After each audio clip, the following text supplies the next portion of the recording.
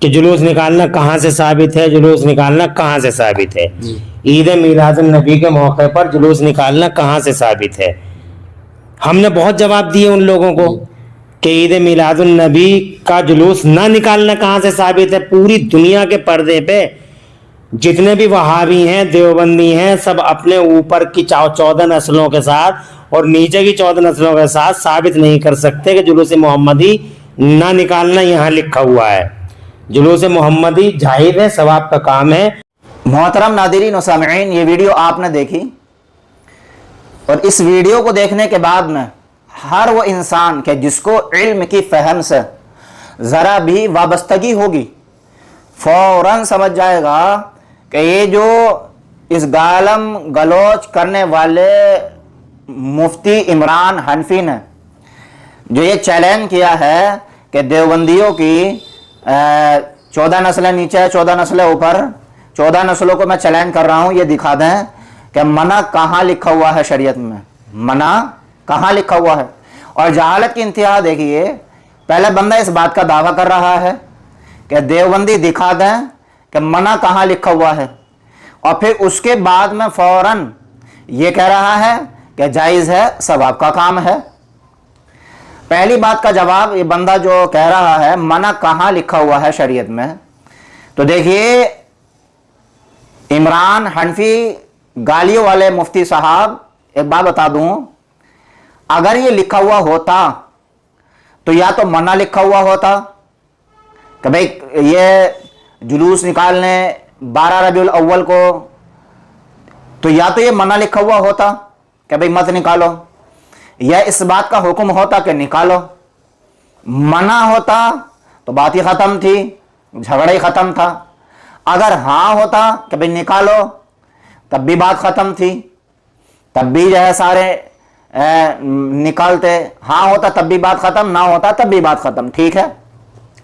اب شریعت میں نہ بھی لکھا ہوا نہیں، یعنی منع بھی نہیں ہے لکھا ہوا، اور ہاں بھی لکھا ہوا نہیں ہے، تو پتہ کیا چلا اس سے آپ کس بات کا اندازہ لگا رہے؟ ذرا سا بھی سائنس اگر ہوگا تو ہر بندہ اس بات سے اندازہ لگا لے گا کہ جب اس بارے میں منع بھی نہیں ہے لکھا ہوا اور اجازت بھی نہیں ہے، حکم بھی نہیں ہے، تو ہر بندہ جس کے اندر ذرا بھی سائنس ہوگا، دماغ ہوگا، اس بات سے اندازہ لگا لے گا کہ بھئی جب یہاں نہ لکھا ہوا ہی نہیں ہے تو اس کا مطلب وجود ہی نہیں تھا شریعت میں اس چیز کا۔ سمجھ رہے ہیں نا میری بات؟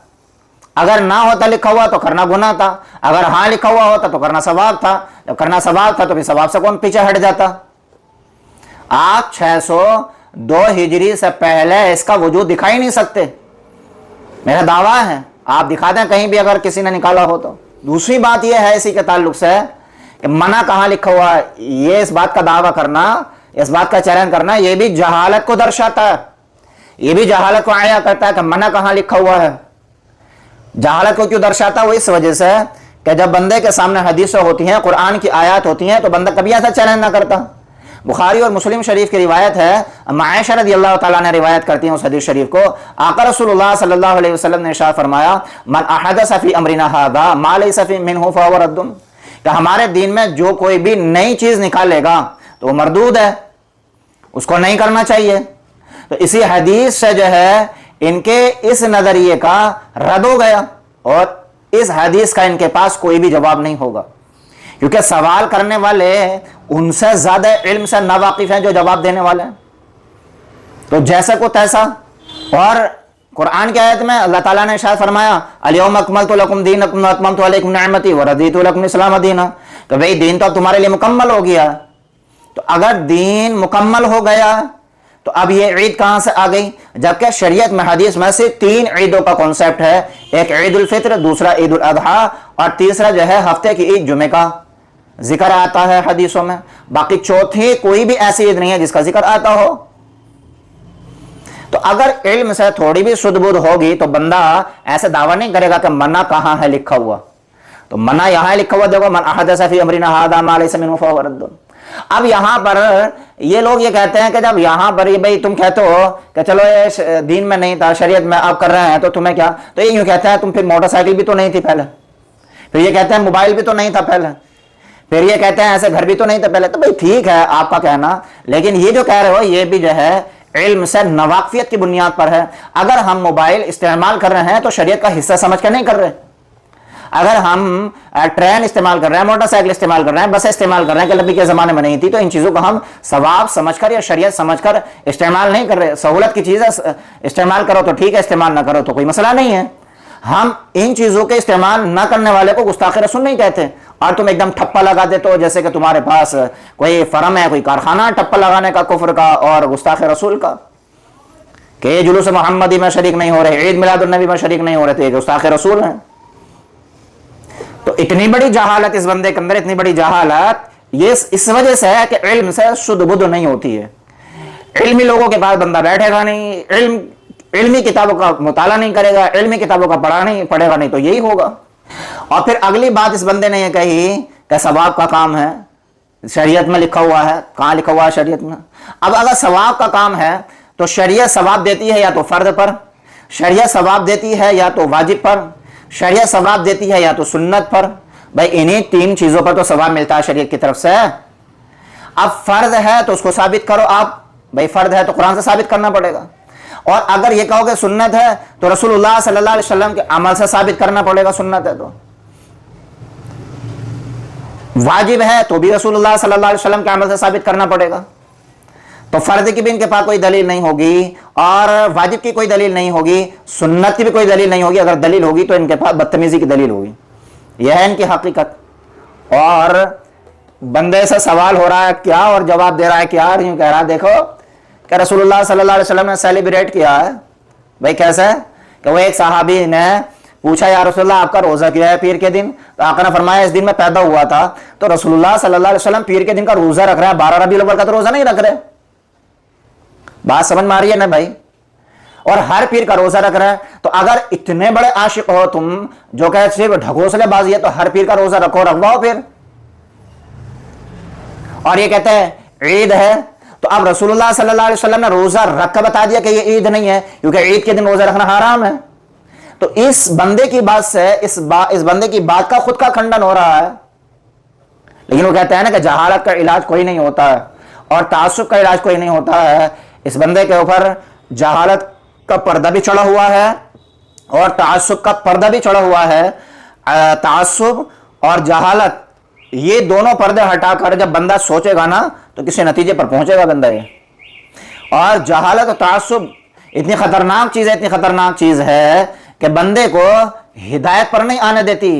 جہالت اور تعصب کی بنیاد پر بندہ پھر ضد پر آ جاتا ہے, اور ضد پر جب آ جاتا ہے تو بھلی بات جو ہوتی ہے, خیر کی بات جو ہوتی ہے, پھر اس کو بھی نکار دیتا ہے صرف تعصب کی بنیاد پر. وہ یہ چیز نہیں دیکھتا کہ بھئی مجھے یہ نہیں دیکھنا کون سا مسئلہ ہے, مجھے یہ دیکھنا کہ حق پر کون ہے, صحیح بات کس کی ہے. تو بندے نے ان باتوں کا چیلنج کیا ہے کہ 14 نسلیں, میں تیری 50 نسلوں کو چیلنج کر رہا ہوں, تو لکھا ہوا دکھا کہاں ہے؟ رسول اللہ صلی اللہ علیہ وسلم نے حکم دیا, صحابہ نے حکم دیا, میں تو یہ چیلنج کر رہا ہوں اس بات کا, تو اس بات کو ثابت کر کے دکھا دے. میں تیری 50 نسلوں کو چیلنج کر رہا ہوں, 25 اوپر کی 25 نیچے کی, کہ تو دکھا دے شریعت سے ثابت کر کے یہ فرض ہے, واجب ہے, سنت ہے. دکھا. اگر ماں کا دودھ پیا ہے تو نے دکھا. نہیں دکھا سکتا. نانی یاد آ جائے گی, نانا یاد آ جائیں گے, پردادی یاد آ جائے گی, نہیں دکھا سکے گا. تو کمرے میں بیٹھ کے ویڈیو بنانا اور چیلنج کرنا آسان ہے, میدان میں آنا اور بات کرنا یہ بڑا مشکل ہو جاتا ہے آدمی. اور پھر ثواب بھی جو ہے اپنی طرف سے طے کر رہا ہے کہ ثواب ہے. تو اب ثواب ہے تو کیا ثواب ہے؟ فرض کا ثواب ملے گا, سنت کا ثواب ملے گا, واجب کا ثواب ملے گا. اس بات کو بھی تو طے کرنا پڑے گا نا بھائی. جیسا آدمی صدقہ کرتا ہے, ٹھیک ہے, تو زکوٰۃ کو بھی صدقہ کہہ دیتے ہیں, نفلی صدقے کو بھی صدقہ کہہ دیتے ہیں. تو زکوٰۃ ہے اس کا ثواب بہت اعلیٰ درجے کی چیز ہے, جو نفلی صدقہ ہے اس کا ثواب کچھ کم ہو جاتا ہے. نماز ہے, فرض ہے, واجب ہے, سنت ہے, تو جیسے جیسے کیٹیگری نیچے آتی ہے ایسے ہی بھی ثواب میں بھی کمی آتی ہے. جو فرض ہے وہ فرض ہے, اس کا مقابلہ واجب نہیں کر سکتا. جو واجب ہے وہ واجب ہے, واجب کا مقابلہ سنت نہیں کر سکتی. جو سنت ہے, سنت کا مقام بہت اونچا ہے, اس کا مقابلہ نفل نہیں کر سکتے. تو ثواب بھی اپنی طرف سے طے کر دیا جی ثواب ہے. تو اب ثواب ہے تو اس بات کو ثابت کرنا پڑے گا, نہیں خام خام بس ایسے ہی کہہ دیا اور چلتے بنے. بھائی ثواب ہے, چل ٹھیک ہے, ہم نے مانا آپ کی بات کو, تو ثواب فرض کا ملے گا, ثواب واجب کا ملے گا, ثواب سنت کا ملے گا. اس بات کو ثابت کرنا پڑے گا حدیث سے یا قرآن سے, رسول اللہ صلی اللہ علیہ وسلم کے عمل سے. تو باقی بس میں حقیقت یہ بتانا چاہ رہا ہوں, देखो आप अगर जुलूस निकालो 12 रबीउल अव्वल को तो हम क्या कर सकते हैं, तुम निकालो, लेकिन दूसरों को तो बुरा भला मत कहो भाई, दूसरों को तो जो है ना खिंजीर मत बोलो, दूसरे को तो तौहीन ना करो, ठीक है। हिंदुस्तान है, तुम चाहे कब्र पर जाकर सजदा करो, तुम चाहे जुलूस निकालो, तुम चाहे लाल कपड़े पहनो, चाहे तुम पीले कपड़े पहनो, चाहे नमाज पढ़ो या मत पढ़ो, हम तो तुमसे जबरदस्ती नहीं पढ़वा सकते, या आप तो हमसे जबरदस्ती जो है कोई अमल नहीं करवा सकते। हाँ, अल्लाह की तरफ से जरूर फैसला होगा, रसूलुल्लाह सल्लल्लाहु अलैहि वसल्लम के अमल की बुनियाद पर फैसला होगा। आका से साबित है तो वेलकम, साबित नहीं है तो रद्द कर दिया जाएगा। अल्लाह या रसूलुल्लाह से किसी की रिश्तेदारी नहीं है, साफ बात है। अमल देखा जाएगा, सिक्का देखा जाएगा, किसके सिक्के पर है, किसके अमल पर करके आया है। कुल इन कुंतुम तुहिब्बूनल्लाह फत्तबिऊनी, अल्लाह ताला ने ऐलान कर दिया, कुल अतिउल्लाह व अतिउर रसूल, अल्लाह उसके रसूल की मानो। तो ये जो सवाल जवाब हैं इनका जहालत के अलावा कोई हकीकत नहीं है। आपसे गुजारिश है ऐसे लोगों से ना होशियार रहा करें, ऐसे लोगों का कोई भी कमेंट वगैरह आपके सामने आया करे तो ऐसे लोगों को उलमा से मिलवाएं या उलमा से ऐसे लोगों के लिए दिखवाएं तो मुंह तोड़ जवाब देंगे, मुंह तोड़। जैसा ये मुंह तोड़ जवाब है ना, इमरान हनफी गालम गलोच आदमी है, उस बंदे तक ये वीडियो अगर पहुंचेगी ना तो गालम गलोच करेगा उल्टा सीधा, और अगर पहुंचेगी भी ना तो जवाब ही नहीं होगा इस चीज का, इन बातों का। ये मेरा दावा है। आपसे गुजारिश है इस वीडियो को ना इतना शेयर कर दें कि इमरान हनफी के मोबाइल तक पहुंच जाए ये वीडियो, इमरान हनफी के मोबाइल तक पहुंच जाए ये वीडियो, इतना शेयर कर दे बस आप, फिर देखना कितना मजा आएगा। और ऐसे लोगों के ताल्लुक से आपका क्या कहना है कमेंट बॉक्स में अपने ख्यालात का इजहार कीजिए। चैनल को सब्सक्राइब जरूर कीजिए ताकि जो ये ऐसे फितने हैं और ऐसे गुमराह कुन अकीदा रखने वाले लोग हैं तो ऐसे लोगों को जब हम एक्सपोज करेंगे, ऐसे लोगों का जब हम खंडन करेंगे, रद्द करेंगे, और जब भी कोई वीडियो डालेंगे तो आप तक कुछ हकीकत सामने आनी चाहिए ताकि दूध का दूध और पानी का पानी हो जाए। क्योंकि अकीदे का ठीक होना ये अमाल के ठीक होने से भी ज्यादा जरूरी है। अकीदा ठीक होगा तो अमाल भी अल्लाह के यहाँ कबूल होंगे, अकीदा ठीक नहीं है तो अमाल क्या कबूल होंगे। तो आपसे गुजारिश है इस वीडियो को शेयर कीजिए, जब भी हम कोई वीडियो डालें तो उसका नोटिफिकेशन आप तक पहुंच जाए, इसके लिए आप चैनल को सब्सक्राइब जरूर कीजिए। ऐसे लोगों के ताल्लुक से आपका क्या कहना है कमेंट बॉक्स में अपने ख्यालात का इजहार जरूर कीजिए।